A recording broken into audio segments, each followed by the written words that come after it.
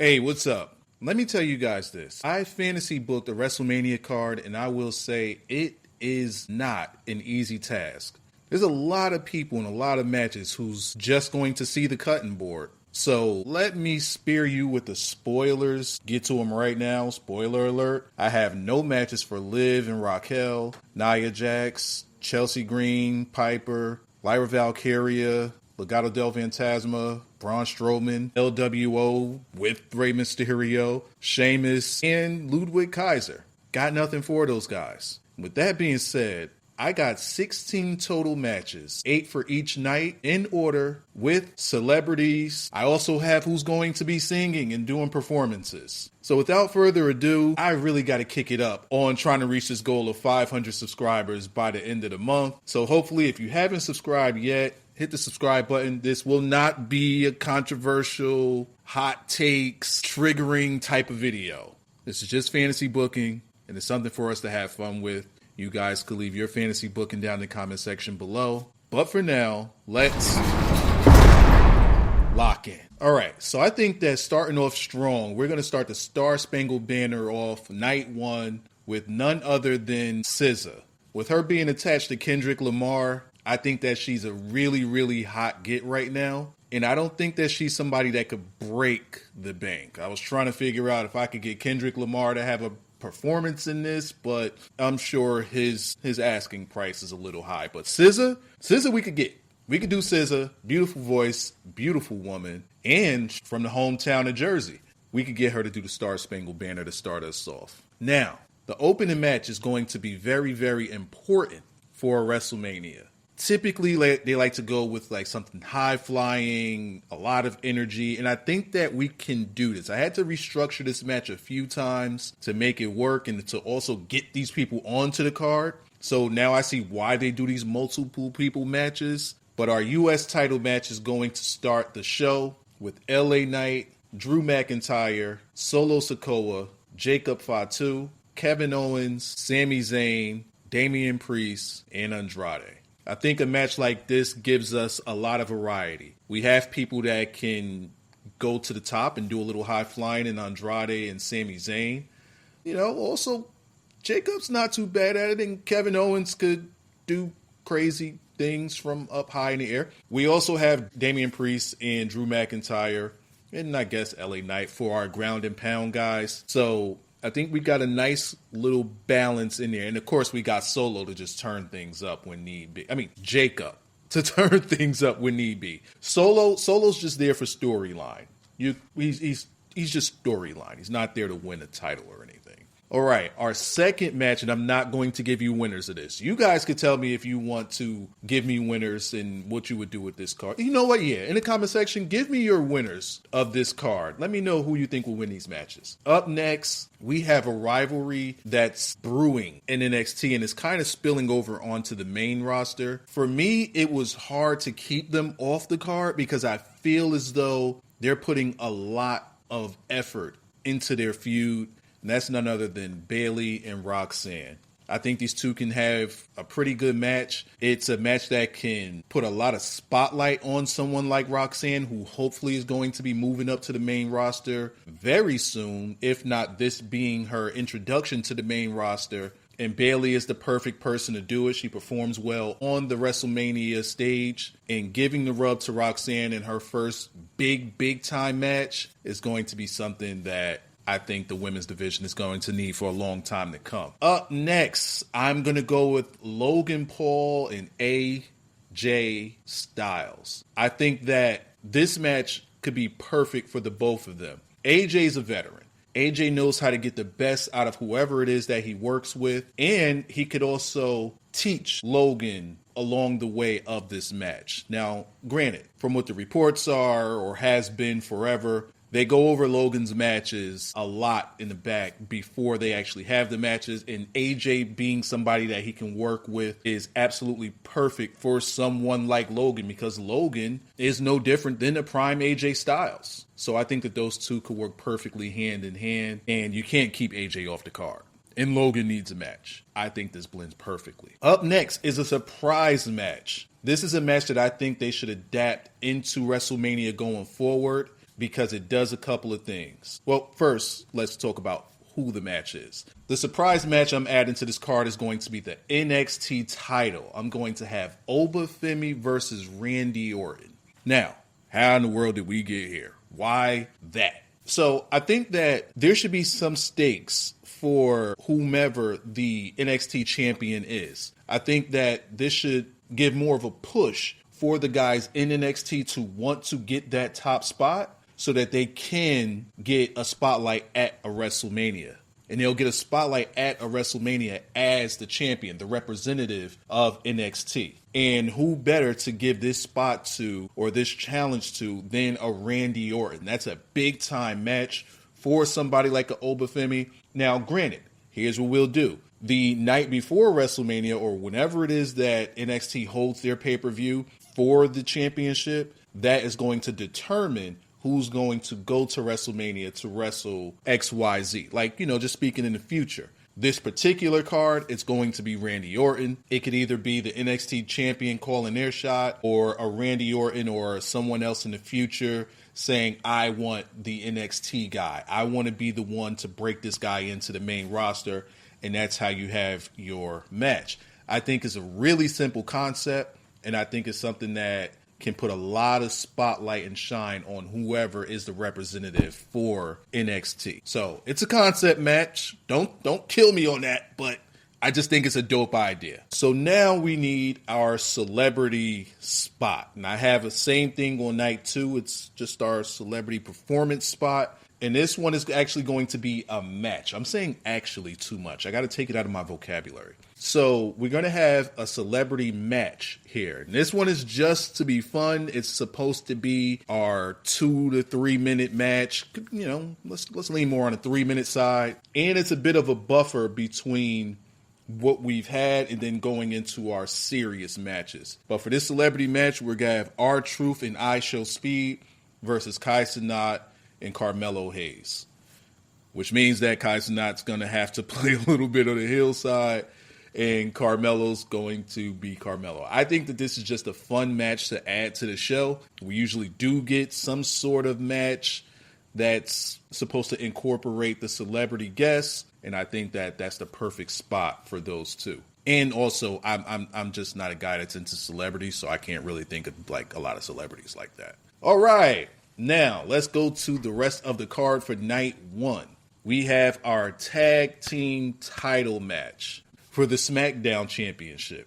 And that's going to be between DIY, Street Profits, and the Motor City Machine Guns. A match like this is meant to keep the energy from the celebrity match that we have before it. And this spot right here, we have a high-flying team. We have a pretty balanced team. And then we have our ground and pound team who really, really needs this spot in the Street Profits. I think a match like this, a triple threat match to keep the speed going, 3 guys in the ring at a time. To keep the speed going, I think it'll be a really, really fun match to watch. And really, it could also be a pretty serious match as well. I think we have the best of both worlds when entertaining a match like this. And it's something I would love to see, especially in this spot. And now we have our Women's World Title match. And for our Women's World Title match, we're going to go with another triple threat. We got to get hoes on the show. We're going to go... Oh, man, can I say that? How far are we into this video? We're past the 7-minute mark. I think I'm good.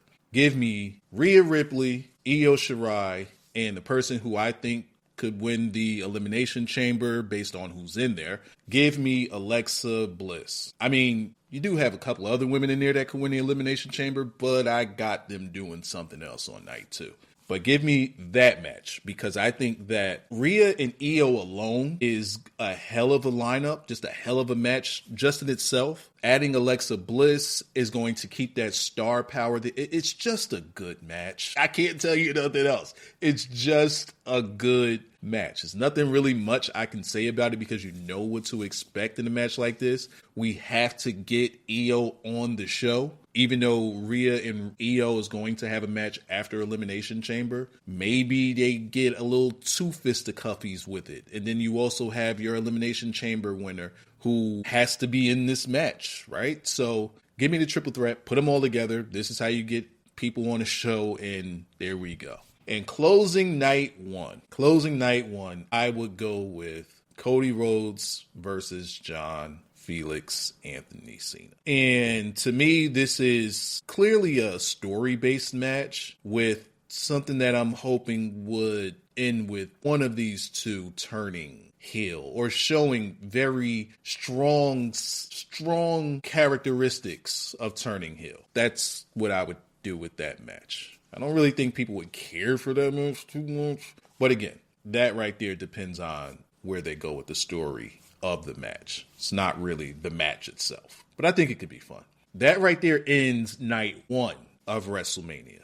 Now let's talk about night two. Night two, I am going to start. We need an American song. Give me Jelly Roll. I don't know who sings, but give me Jelly Roll. He could sing some American song that fits his voice. I don't know what song it could be, but we got American songs out there that, we can't do the Star Spangled Banner because we already did that with SZA. America the Beautiful, maybe?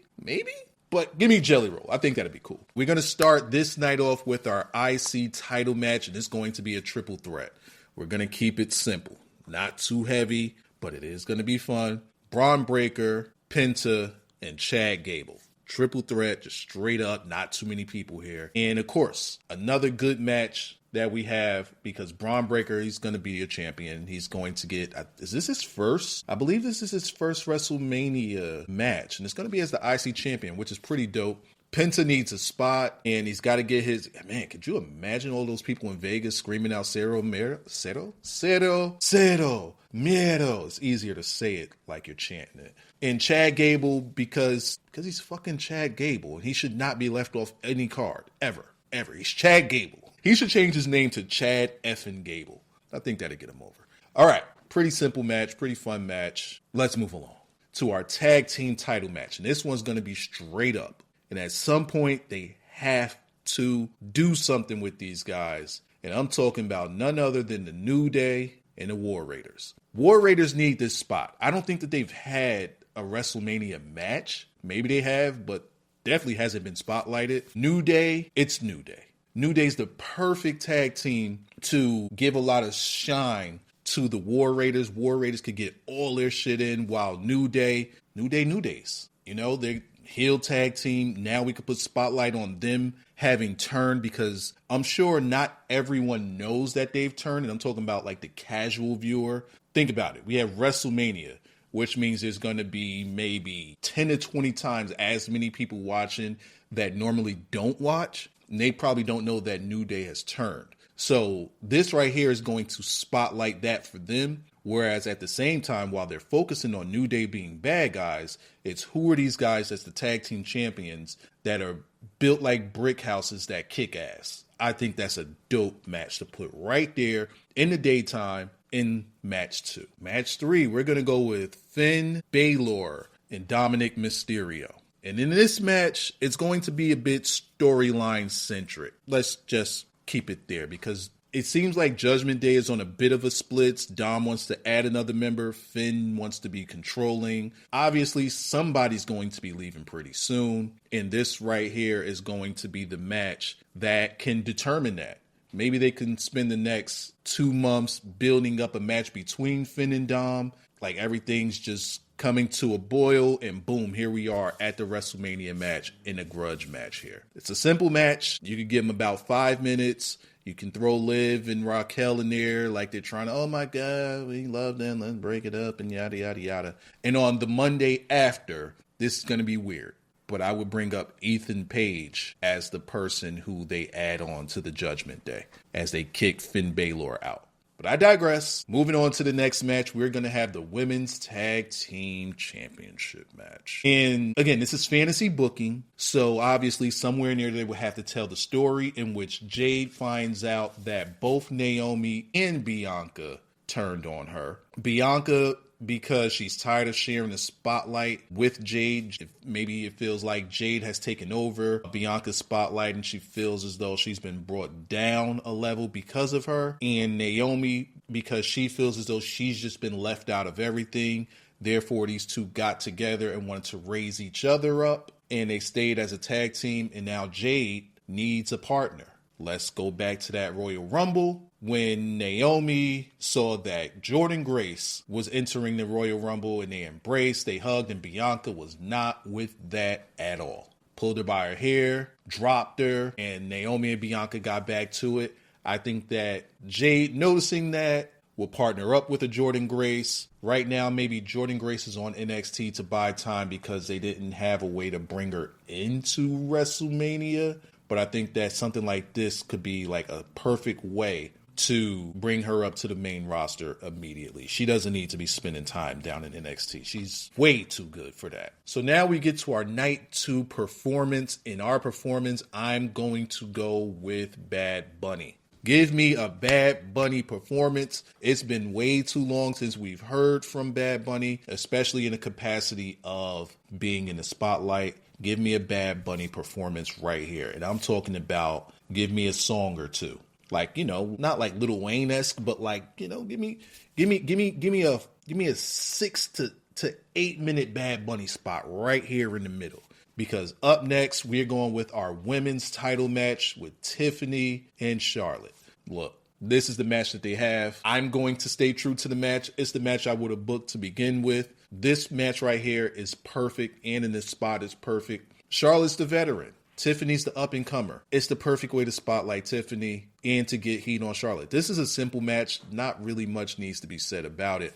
Let's move on to the next match. Hands sound dry, don't they? Hands sound dry. See, this right here is where people could get pissed off. I got 2 matches left, and I got 5 people names who I haven't said.